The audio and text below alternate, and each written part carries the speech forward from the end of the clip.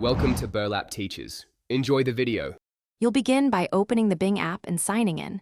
This syncs your preferences and search history, so suggestions become useful immediately.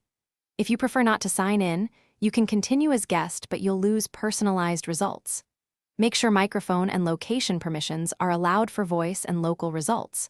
Once done, tap the search bar and type, or press the mic icon to start a voice query.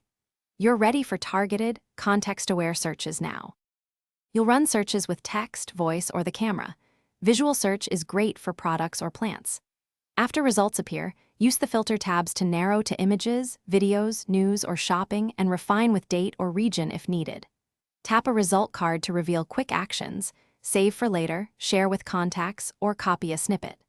Once you've refined your query, Bing's AI summaries and related searches help you explore faster, so iterate with shorter prompts.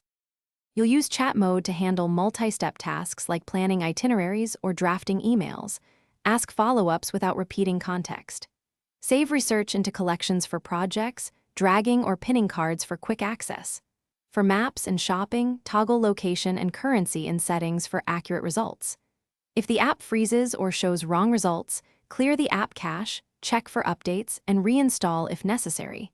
If issues persist, verify network permissions. Thanks for watching. Consider subscribing if this video helped you.